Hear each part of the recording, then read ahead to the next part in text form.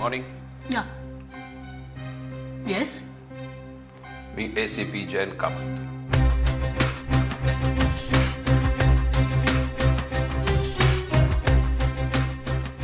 ACP.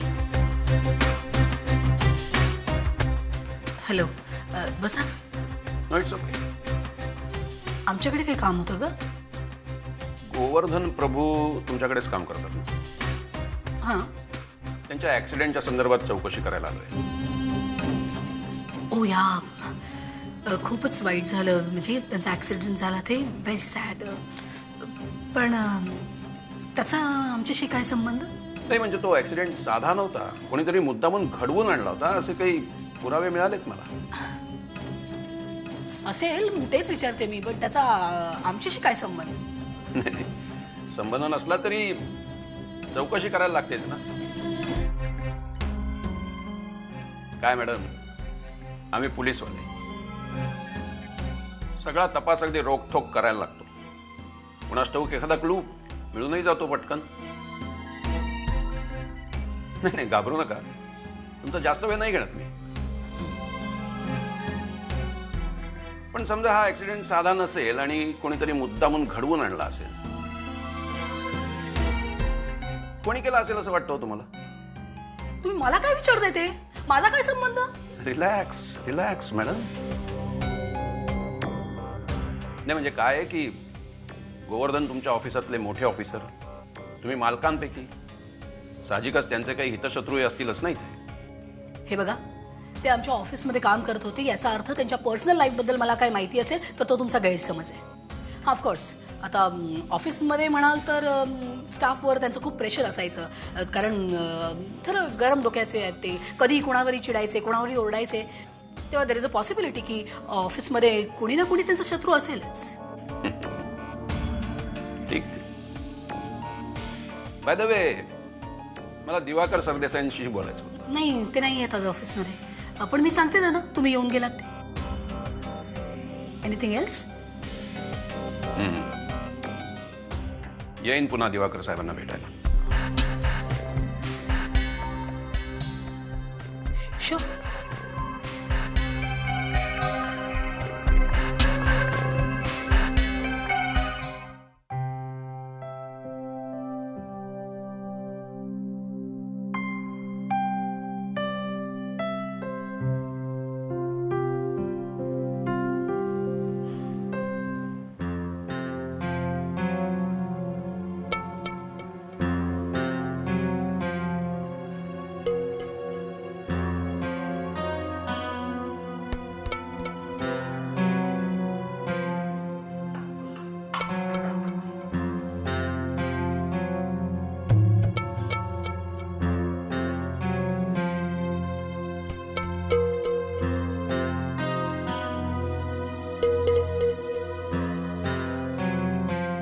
या स्प्रेचा वास मी कुठेतरी ओळखीचा वाटतोय. पण कुठे हा वास अगदी नकोसा वाटतोय. खरं म्हणजे हा वास वाईट नाहीये, चांगला तर आहे. पण मग माझ्या अंगावर का शहारा येतोय? कसलं तरी दडपण आल्यासारखं वाटतं. कसा वास आहे हा? मला आठवत का नाहीये? असं का होतंय मला?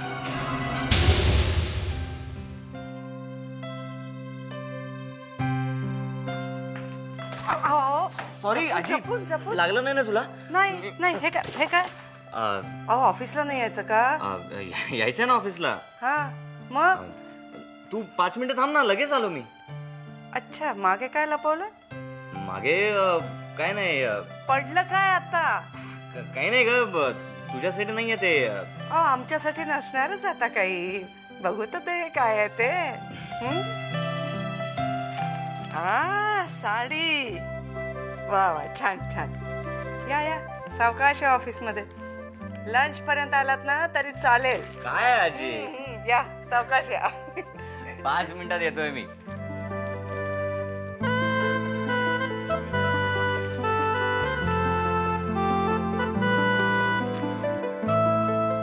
हाय. हाय. अरे पण तू गेला नाही अजून? नाही, मी तुझ्यासाठी एक गंमत आणली. हो, काय?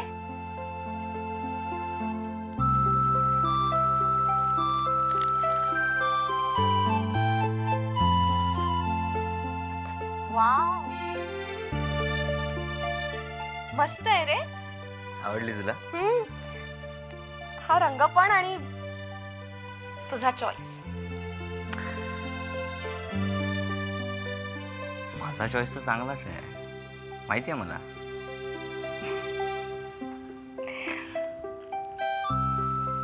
बरं मुक्ता, ही साडी नीट ठेवा कपाटात आणि कपाट लॉक करून घे. आणि बाहेर जाताना रूमचा दरवाजा सुद्धा लॉक करून घे, कळलं ना? हो, कळलं. संध्याकाळची डेट लक्षात आहे ना?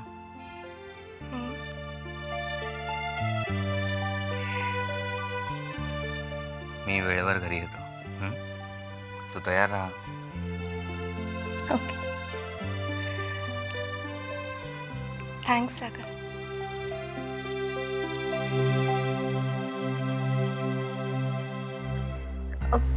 सागर, हा स्प्रे कुठला आहे? आवडला तुला? मस्त आहे ना? बऱ्याच दिवसांनी मिळाला, माझा फेवरेट आहे. बरं, येऊ आता मी. बाय. बाय.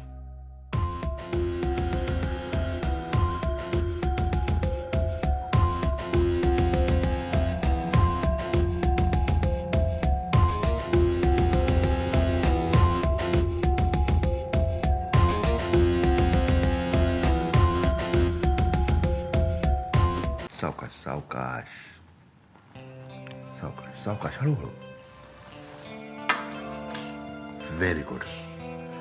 आता बरं वाटतंय ना? नक्की? हो. हो, काय वाटायलाच पाहिजे. एक ग्लास फर्स्ट क्लास ज्यूस पोटात गेलेला आहे. आपला तापही कमी झालेला आहे. म्हणजे आता 1-2 दिवसात ठणठणीत बरं व्हायचं, कळलं? आणि मग मी हॉस्टेलला पण जाऊ शकेन.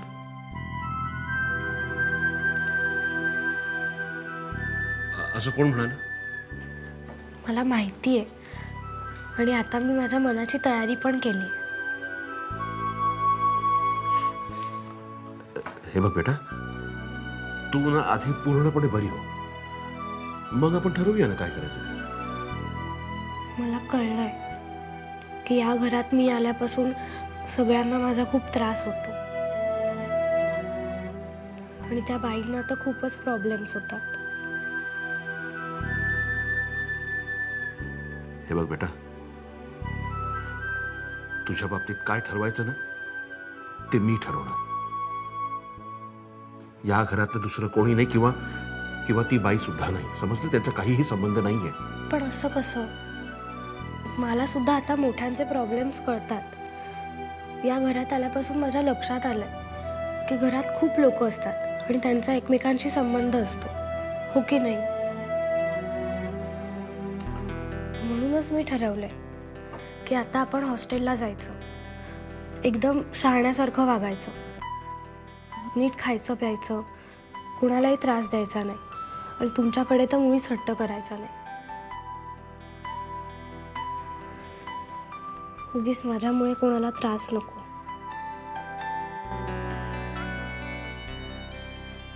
तुम्हाला पण.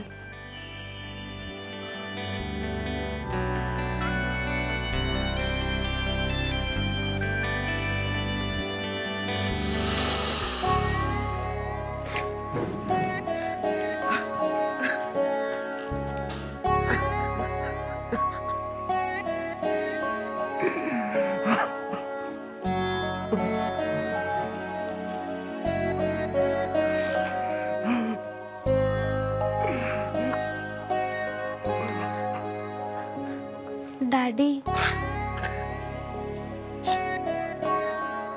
तुम्हीच जर असे वागायला लागलात तर मी हॉस्टेलला कशी जाणार? मी खूप मोठी झालेले बघायचं आहे ना तुम्हाला.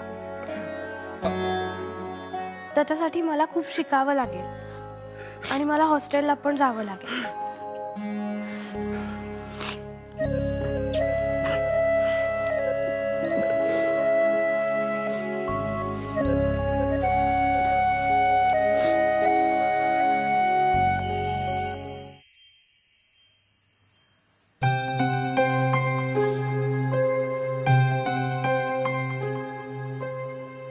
काय विनायक साहेब, टेन्शन कसलंय?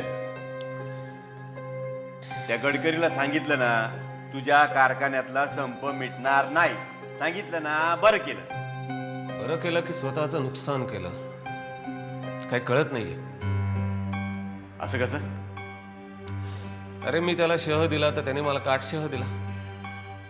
माझ्या मुलाला नोकरीला ठेवलं स्वतःकडे आणि स्वतःच्या ताब्यात ठेवलं. आणि आता माझा मुलगा त्याच्या मुलीशी काही दिवसात लग्न करणार आहे. बरं मग? अरे बरं मग काय, हा गडकरी माझ्या मुलाला घर जावई करून घेणार आहे आणि हा मूर्ख लगेच म्हणजे आता काही दिवसात आमचा मुलगा आमच्यापासून अंतरणार. असं कसं? कांता, असं काहीतरी व्हायला पाहिजे की त्या गडकरीच्या मुलीशी माझ्या मुलाचं लग्न होता कामा नये.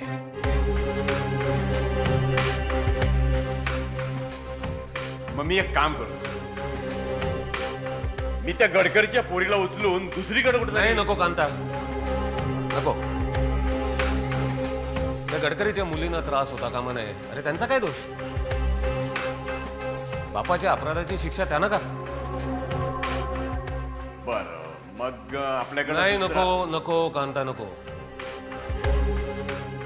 त्या गडकरीच्या मुलींना त्रास होता कामा नये. आपण बघू पुढे काय करायचं ते.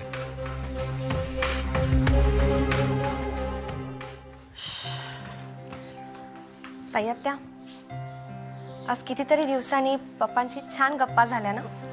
मला खूप बरं वाटतंय. खरंच आता तो लवकर बरा होऊन घरी येईल परत. तू काय घेतेस, चहा कॉफी? मला खरंच काही नको.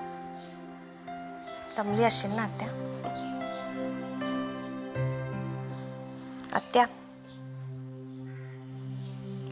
तुला जेव्हा माझी खरी गरज होती, माझी मदत हवी होती, तेव्हाच नेमकी मी नव्हते ना. खूप एकटी पडली असेल ना. वेडी आहेस का तू? अगं एकटी कशाने? तू येतेस अधूनमधून आणि सागर असतो ना खामका, केवढा खंबीरपणाने उभा राहिला तो. अशी माणसं मिळायला खरंच नशीब लागतं मुक्ते. बस तू, चहा आणते मी.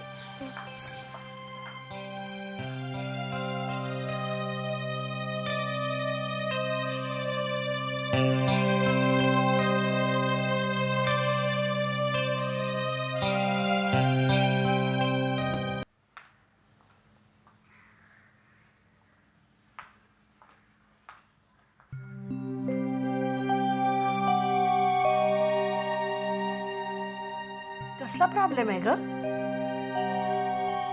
पप्पांना सुद्धा आता बरं वाटतंय, तब्येत सुधारते त्याची, तरी तुझा चेहरा का असा उतरलेला? आता तुला कसं सांगू मला कळतच नाहीये. अगं माझं दुखणंच एवढं नाजूक आहे ना की ते शब्दात मांडायलाही मला खूप लाज वाटते. मुक्ते,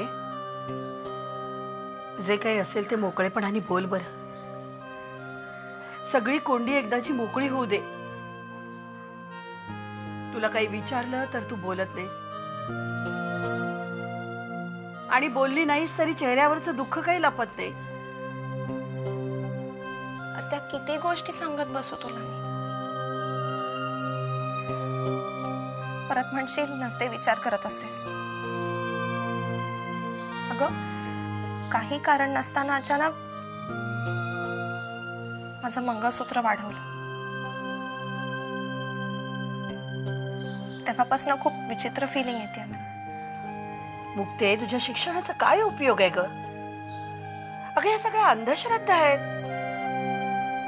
तुझी सागरच्या प्रेमावर श्रद्धा असायला हवी. सागर आणि मी फक्त नावापुरते नवरा बायको आहोत.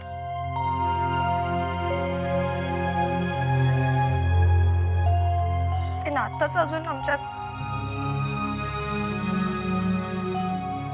मुक्ते, काय सांगतेस काय तू? आणि सागर तो चिडत बिडत नाही? त्याची खूप निराशा होते, पण तरी तो माझीच समजूत काढतो. मला म्हणतो जाऊ दे, काही हरकत नाही, असं काहीतरी बोलत असतो. धन्य आहे ग बाई तुझ्या नवऱ्याची. त्याचं तुझ्यावर खरंच मनापासून प्रेम आहे मुक्ता. नाहीतर कुठला पुरुष असा गप्प बसेल आणि किती काळ? याचीच तर भीती वाटते मला. आत्या, या भीतीपायीनं रात्रभर झोपू शकत नाही मी. आधी स्वतःच त्याच्यापासून दूर जाते आणि एखाद्या लहान मुलीसारखी सागरच्याच कुशीत शिरून रडत बसते मी. हे सगळं कळतंय ना तुला? मुक्ता, तुला स्वतःच्या मनाची पाटी कोरी करायलाच हवी. स्वतःच्या मनाला समजवायला हवं. त्याच्याशिवाय नाही आत्या, शक्य नाहीये ते. खरंच शक्य नाही.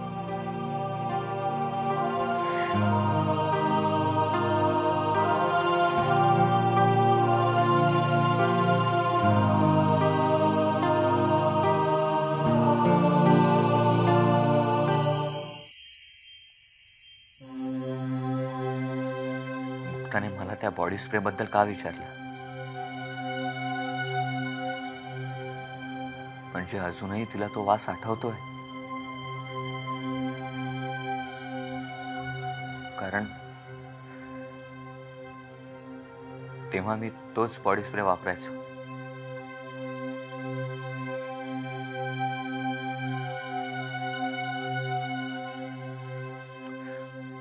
बरं झालं मी तिथनं काही न बोलता निघून गेलो होते. तिला ती वेळ लक्षात आली असती तर काय झालं असतं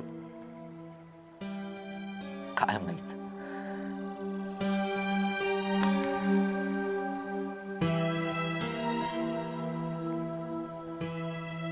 जे सुख माझं होतं,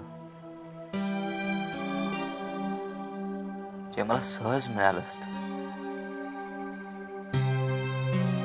ते सुख मी उरबाडून घेतलं. असा का वागलो मी? एखाद्या जनावरासारखा.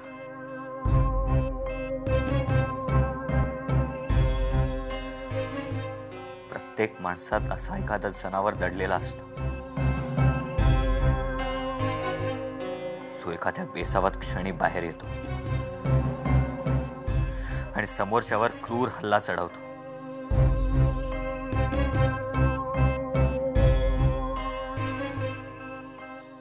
तेव्हाचा मी मला आठवतो आणि स्वतःचीच लाज वाटते,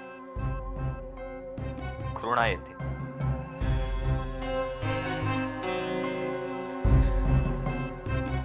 तो मीच होतो असं मुक्ताला कधी कळलं तर?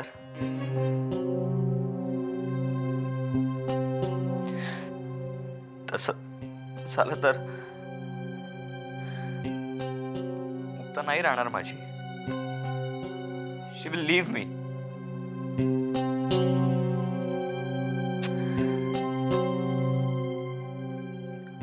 आता मुक्ताशिवाय कसा जगू मी?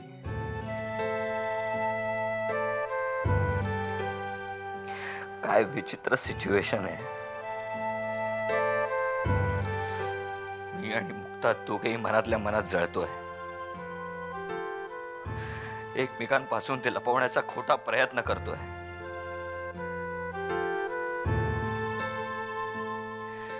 तिने मला कितीदा तरी सांगण्याचा प्रयत्न केला, पण मी तर तेही करू शकत नाही.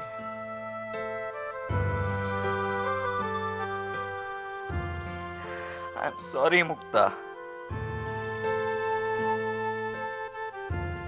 I am very sorry.